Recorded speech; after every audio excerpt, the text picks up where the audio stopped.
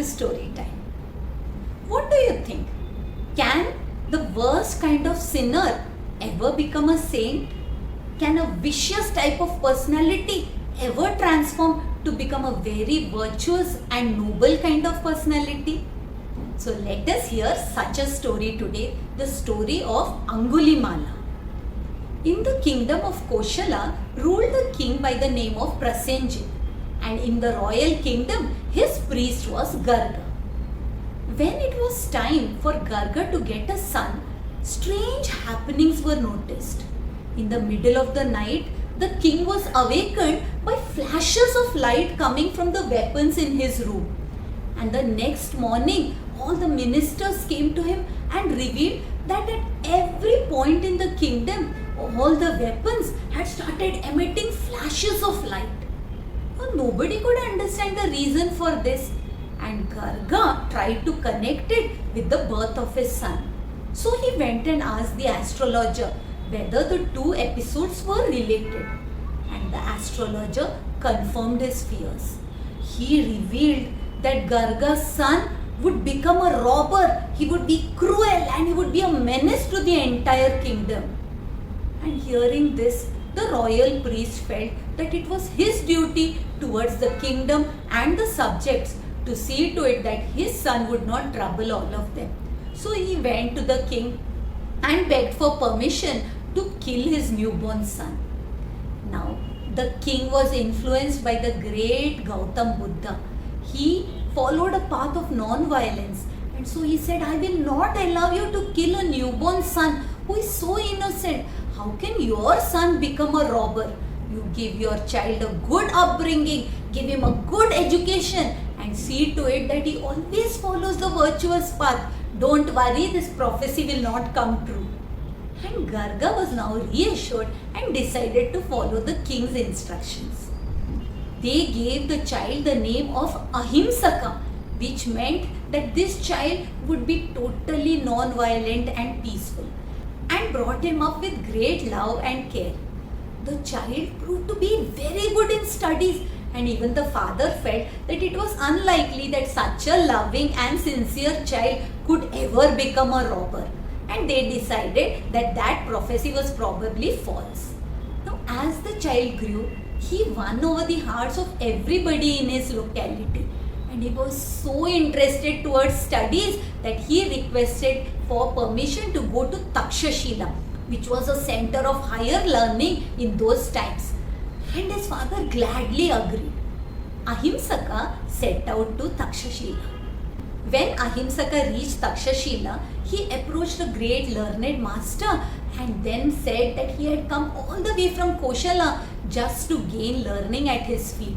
And the master accepted him as his disciple. Very soon, Ahimsaka grasped everything that the teacher had to offer and became a favorite student of the master. But as we know, sometimes even good people have enemies. Soon, seeing the praise of the teacher, the extraordinary capacity and abilities of Ahimsaka, his fellow students became jealous, and they decided to hatch a plan so that the teacher would no longer take any interest in him, and in fact he would even throw him out. And this plot of theirs succeeded. The master believed all the lies that they had weaved around Ahimsaka, and thinking that Ahimsaka had become too arrogant and was trying to conquer the place of the teacher himself, he ordered that Ahimsaka leave the place and never show his face again. Poor Ahimsaka, who respected and honored his teacher, was heartbroken. He did not even know the reason for his teacher's anger, but he could not have any further say in the matter and had to leave the place.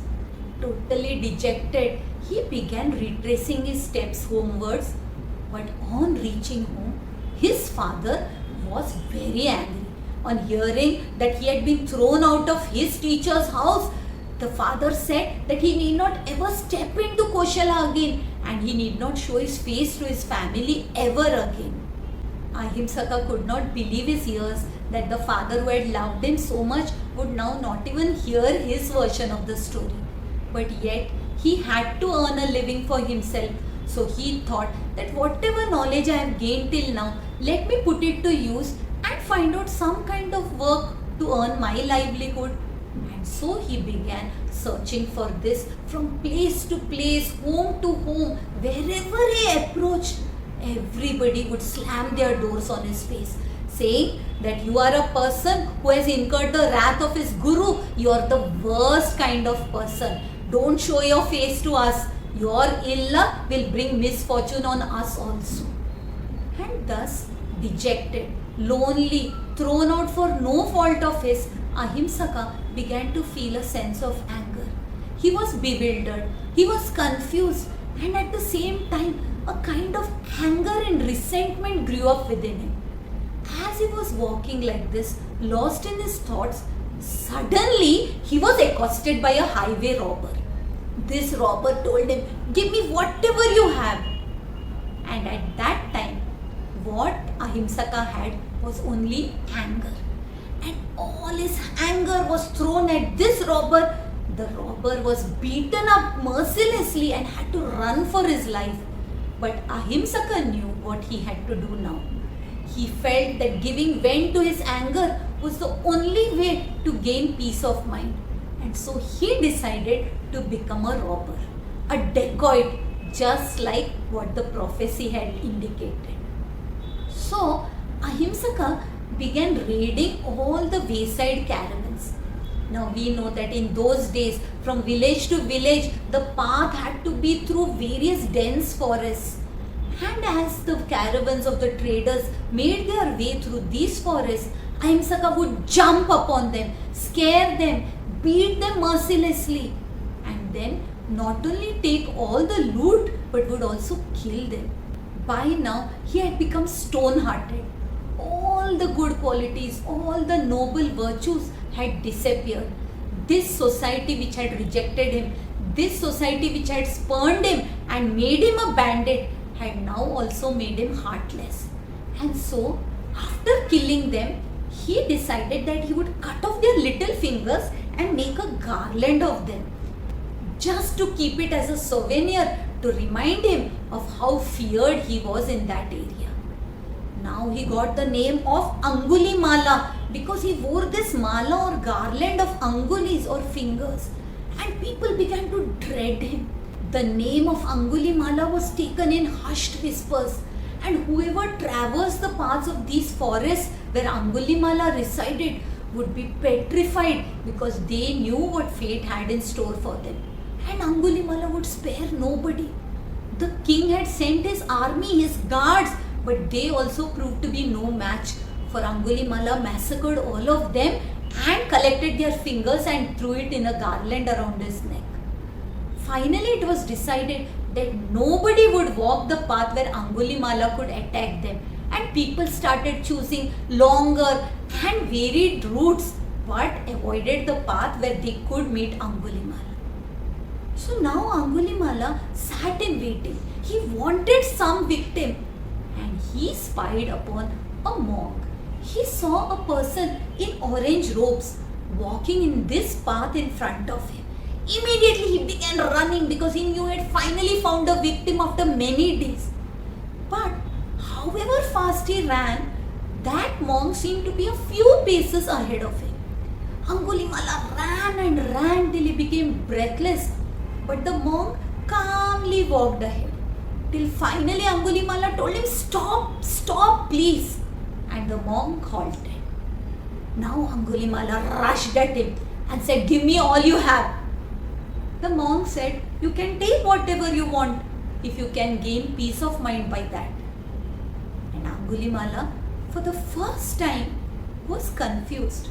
How was this monk so calm and not scared like the other victims of his? So Angulimala suddenly, in a very terrorizing way, said, "I want your life too. I collect fingers. Do you know that? I am Angulimala." And the monk smiled at him and said, "If it gives you peace of mind, do take it by all means." Hearing this, Angulimala suddenly felt a wave of transformation overcoming him. He fell at the feet of the monk, and the monk raised him up lovingly, saying, "My child, stand up. Angulimala could not believe his ears. This monk was calling him my child for the first time. Somebody was speaking to him with kindness, and Angulimala surrendered to the monk. This monk was none other than the great Gautam Buddha himself. And Angulimala confided in Lord Buddha how, in search of peace, to just overcome all the anger and resentment, he had committed so many sins. Lord Buddha, however, was merciful. He just explained to Angulimala that he was willing to change, then the sinner could become a saint. And Angulimala went with Lord Buddha into their monastery. Soon thereafter, the king Prasenjit came to visit Gautam Buddha, and there, when Gautam Buddha asked him what the king had set out to do, he came to know that the king had come in search of the very same Angulimala, because the king's duty was to protect his subjects from this menace. While Gautam Buddha answered, "What will you do if you come to know that if that dreaded robber whom you are searching for is now no longer the robber but a saint?" Now, Prasenjit obviously knew that this was impossible, so he laughed and said, "If that happens, then I will gladly forgive him." And Gautam Buddha pointed out. He said, "Look at that monk watering the plants there. He is that Angulimala whom you seek." And King Prasenjit was overcome with emotion. He fell at the feet of Lord Buddha and said, "What my armies, what the entire battalions could not do, you could do with just your words of love and compassion." And the king returned. Now, Angulimala continued to live the life of a monk. He had been shown a new life. He was transformed. His heart had changed. But yet, sometimes the memories of his past deeds kept coming back to him, tormenting him. He felt that he had sinned so much. He had made so many children orphans. So he could not understand if he would ever be forgiven. While the compassionate Lord Buddha explained to him that tears of repentance can burn away all the sins that one has committed. So, with this total feeling of surrender and repentance, when Angulimala had fallen at the feet of Gautam Buddha, he had become transformed. He was no longer the same Angulimala who was dreaded and who had sinned so much. He was now the most saintly disciple of his dear Lord Buddha. However, the society could never forgive him so easily. Everybody cannot be a Gautam Buddha. And so it was that even though he was wearing the monk's robes, when Angulimala went begging in the streets of Koshala, people recognized him. They thought that he was an impostor. He was wearing orange robes only to fool them. But he was the very same dacoit, the very same cruel robber who would kill them. And so they all attacked him with stones and stoned him to death. But Angulimala knew no anger. Now he had no resentment. He had overcome everything. He had attained that state of calmness which his Guru, Lord Buddha, had explained about. By overcoming the emotions of anger, resentment and revenge, he would forever now be counted as one of the saints. So this was the story of Angulimala. May this story remind us that all of us can always change for the better. There may be certain qualities in us which need to be changed. We have to evolve. May the grace of Guru and God always be upon us so that we rise every time we fall. I hope you liked today's story. If you did, don't forget to share it with your family and friends. And I will see you next Thursday with another story. Until we meet again, Hari Om.